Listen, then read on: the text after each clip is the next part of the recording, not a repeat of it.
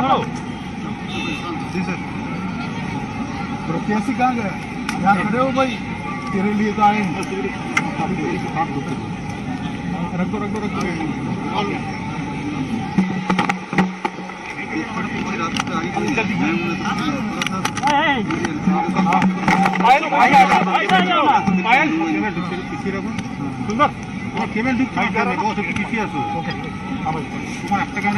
शुरू करें?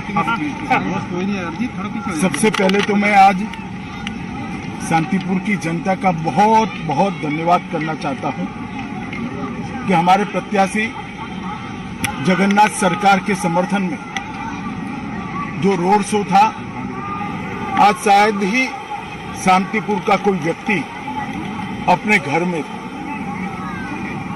भारतीय जनता पार्टी को जिताने के लिए, जगन्नाथ सरकार जी को जिताने के लिए पूरा शांतिपुर आज सड़कों पर आया था। मैं शांतिपुर की जनता का बहुत बहुत धन्यवाद करता हूं। ये पौराणिक भूमि पर मुझे पूरा भरोसा है कि 2 मई को कमल खिलेगा और जगन्नाथ सरकार जी जीत कर आएंगे। बंगाल के चुनाव के चौथे चरण के मतदान में कल एक दुखद घटना हुई। एक बूथ पर कुछ अज्ञात लोगों ने हमला किया।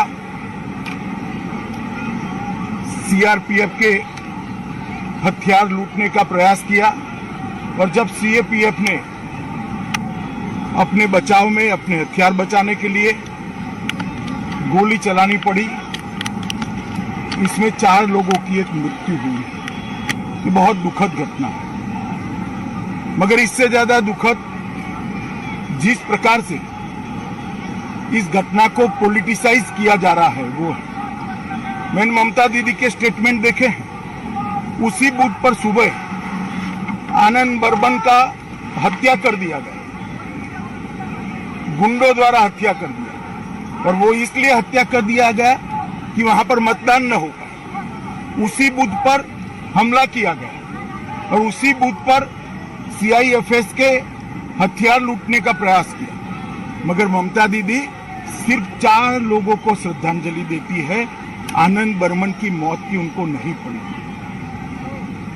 मृत्यु में भी तुष्टीकरण और वोट की राजनीति, बंगाल की राजनीति को ममता दीदी ने कितना नीचे गिराया है, ये इसका एक उदाहरण है। आनंद बर्मन मर गया, उसका भी हमें दुख है, और बाकी जो 4 लोग मर गए इसका भी दुख है।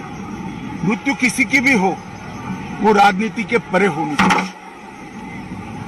परंतु आनंद बर्मन पर ना एक भी आंसू बहाया, ना एक भी स्टेटमेंट किया, ना आज तक उसके मृत्यु पर श्रद्धांजलि या दुख व्यक्त किया, क्योंकि आनंद बर्मन एक राजवंशी समाज का नवयुवा है। वो उनकी वोट बैंक के लिए अनुकूल नहीं था। इस प्रकार की राजनीति ये बंगाल का परंपरा नहीं है, बंगाल की संस्कृति नहीं है। और उसी शीतलकुची सीट पर ममता दीदी ने कुछ ही दिन पहले भाषण किया था कि सीआईएफएस सीएपीएफ वाले आए तो उनको घेर लो, उन पर हमला करो। मैं पूछना चाहता हूं ममता दीदी को, एक शार्प सवाल पूछना चाहता हूं कि क्या आपका वो भाषण वो 4 लोगों के मृत्यु के लिए जिम्मेदार नहीं है क्या?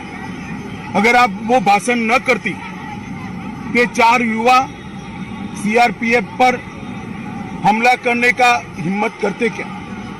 आपने उनको उकसाकर एक गोलीबारी का कारण दिया है। मैं मानता हूं कि ममता दीदी के पास अभी भी समय है।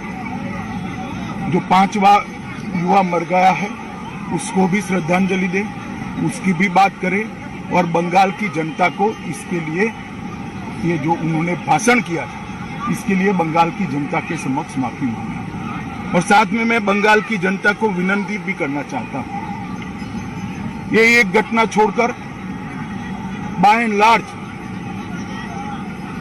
बंगाल का चुनाव शांतिपूर्ण ढंग से हुआ है। हालांकि कुछ भारतीय जनता पार्टी के कार्यकर्ता चुनाव के दौरान भी 5 से ज्यादा कार्यकर्ता मार दिए गए, इसके लिए भी ममता दीदी कुछ नहीं बोली। परंतु बंगाल का चुनाव शांतिपूर्ण हो रहा है।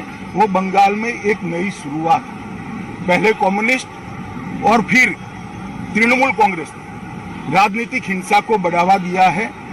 बंगाल इससे बाहर आ रहा है। बंगाल की जनता को मेरा करबद्ध निवेदन है, बाकी के 4 चुनाव में भी शांतिपूर्ण ढंग से लोकतंत्र के उत्सव को मनाएं, चुनाव करें, अपने पसंदीदा प्रत्याशी को जिताएं और बंगाल के अंदर शांतिपूर्ण चुनाव का एक नया इतिहास सर्जने का काम करें। साथ में मैं बंगाल की जनता को ये भी वादा करना चाहता हूं कि 2 मई के बाद जब भारतीय जनता पार्टी की सरकार यहाँ मोदी जी के नेतृत्व में बनेगी, ये चुनावी हिंसा, राजनीतिक हिंसा हमेशा के लिए बंगाल को छोड़कर चली जाएगी, क्योंकि राजनीति हिंसा करने वाले लोगों को आप निश्चित रूप से परास्त करने वाले हैं। मैं फिर से एक बार शांतिपूर्ण चुनाव के लिए सभी को अपील करता हूं, सभी दल के कार्यकर्ताओं को अपील करता हूं कि चुनाव आयोग के बनाए हुए नीति नियमों के अनुसार हम चले, इसका पालन करें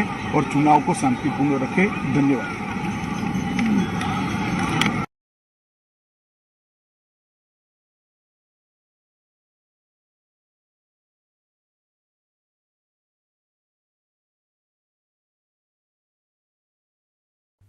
For more updates, please subscribe 99 TV Telugu.